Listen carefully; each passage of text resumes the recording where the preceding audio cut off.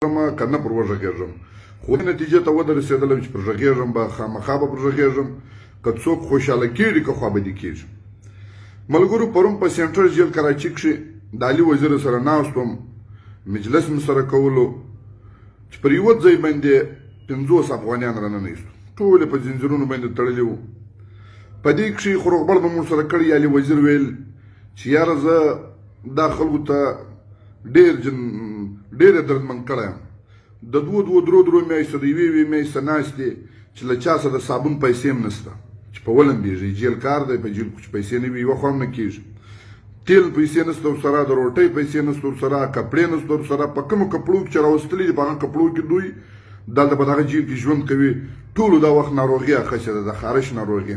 په ډېر بد حالات کې ده ویل چې زه له خپله طالبه چاته 100 روپۍ ورکړم، چاته 2 ورکړم. دی خو ماتل دی، له پیسو سره مینه درلوده، خو په اسلام آباد کې ناست وای. دی خو ماتل دی، هېڅ هم نشته.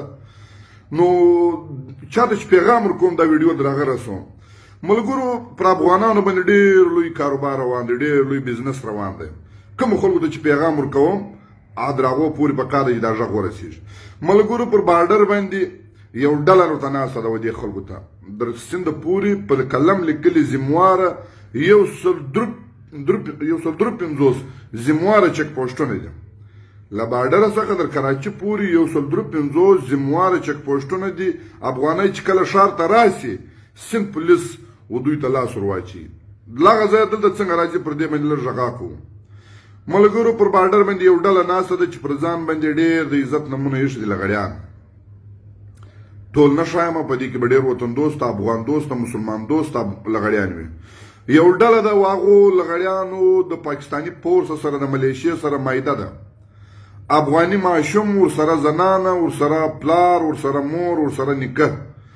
لا دا خوا چې راړی د دې ملیشیا سره د دوی مایده ده په 50,000 په 60,000 په 13,000 په 10,000 راواړی. نیمه د دوی دي، نیمه د ملیشیا والا دي. افسوس تاسو پر افغانیت، افسوس تاسو پر مسلمانی باندې چې تاسو له یو پنجابي ملیشیا لپاره افغانۍ ورور لوټ کړئ. اوله خبره خو دا ده. دویمه خبره دا ده چې راپاسو بیا بله ډله ورته ناسته ده. هغه ډله یې راولي یا د کشني موټر والا سره سودا وکړي یا د بس والا سره سودا وکړي. هسې خو هم ټکټ 2,000 وي، 2,500 وي، 3,000 وي، 4,000 وي ټکټ چې موږ تاسو یې کوو ښار ته راځو د مسافرۍ ته. له افغانانو څخه 2,000 10,000 روپۍ دا د یو افغان ورور فریاد په جیل کې 10,000 روپۍ 15,000 روپۍ 8,000 روپۍ چې نښې چې تاسو څه شناخت کارت نشته پر لارې به بیا موږ ملیشې نه تنګوي، دا به نه وي، هوا به نه وي. له هغه ځایه چې راواخیستل هغه به ځي پېښور ته، هغه به ځي اسلام آباد ته. هېڅ هم ورته پته نه ده، بس را روان دي، وطن یې نړېدلی دی، د امیرالمؤمنین حکومت ته دا دې را روان سو پر چک پوسټو باندې. پر هر چک پوسټ باندې افغان ورور، پښتون ورور شکېږي. خالي هغه نه چې د چا سم شناخت کارت نه وي. هغو خلکو ته مې یو پیغام ورکوم د کلاسۍ پلا یو هلک پکې ناست و، سټوډنټ هلک و، مزدورۍ ته راغلی و. د کلاسۍ پلا و، کاکړ و، پلار یې شناخت کارت درلودی، مور یې درلودی، دی مزدوري را روانو د افغان په کیس کې ناست و. هغو خلکو ته مې پیغام ورکوو چې خپل بچي ښار ته رالېږئ، شناخت کارت خامخا ورکوئ یا سټوډنټ کارت ورکوئ.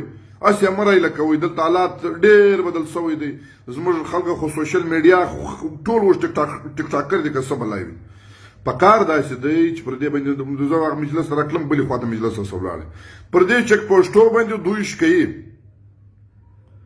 په ملیشیا والا باندې، په اپسي والا باندې. بیا چې کله ښار د افغانان راسي، په ښار کې شوی سي، په اندروني سیند کې شوی سي، بیا د کراچي پولیس لکه لیوني داسې پسې لګېدلي وي. د ده د معاینې چې سرخه پوډر پیسې په کار سي، د پړوسي واده یې وي، بیا دوی په افغانانو په پښتنو پسې ګرځي لکه ایټم کارډ چې راپورته کې صدرۍ وه، ژیرې وه، لنګوټی وه.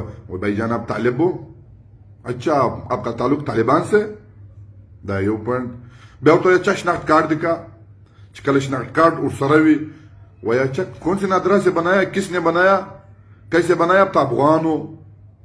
دا بله خبره.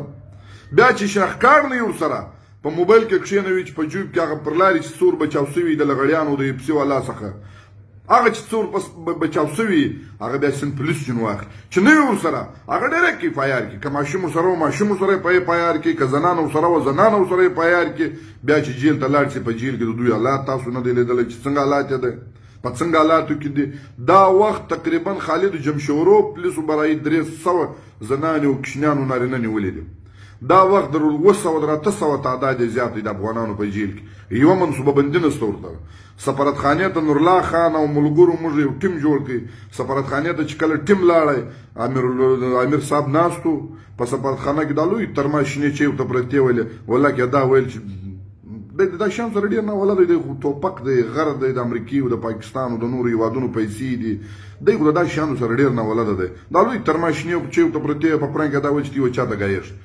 ملګرو په کار داسې دی چې ظلم مه کوئ جبر مه کوئ دا خلک ډېر ستړي دي خاص کر لغړیانو ته وایم خاص کر بسان والا ته وایم چې شناخت کارت نه وي ورسره مې راوړئ لوی چې خدای ته وګوره 200 بسان به دي 300 بسان به دي 100 بسان به دي لیکن ستا او کاروبار د خلکو ته پته نه ده چې ته په کم طرز باندې پیسې ګټې بس تا کوټه جوړه کړې ده د لوی موټر در سره دی تورې شي د ټوپک دی ستا کار برابر دی ته د منشي پوښتنه وکړه او ته به خامخا په خبرې خالي منشي مسله نه ده خامخا ستا په ملي بګت سره دا کار روان دی مې راوړئ شناخت کارت والا مه راوړئ دلته به ډېر او نه دي خبریار افغانان خلک دي د قیر خوا ته پراته وي دې خوا ته راواوړي او مجبوري په سر اخیستي وطن یې وراخیستي 2 وخته ډوډۍ نشته کې مې راوړئ د خدای لپاره خواست ورته کوو د بل بچي مه راوړئ د زموږ د وطن سټوډنټ الپان مه راوړئ شناخت کارت نه وي ورسره دلته په جیلونو کې پراته وي په ډېر سخت حالاتو کې دا وخت ډېر حالات بدل سوي دي پالیسي بدله سوې ده په کار داسې دی چې زموږ خلک چې شناخت کارت نه وي ورسره نسره هغه شاعر وایي وای غټان لویان پیدا دي د هغه نیکان نه غټان لویان پیدا دي دا خو له موره جنتیان پیدا دي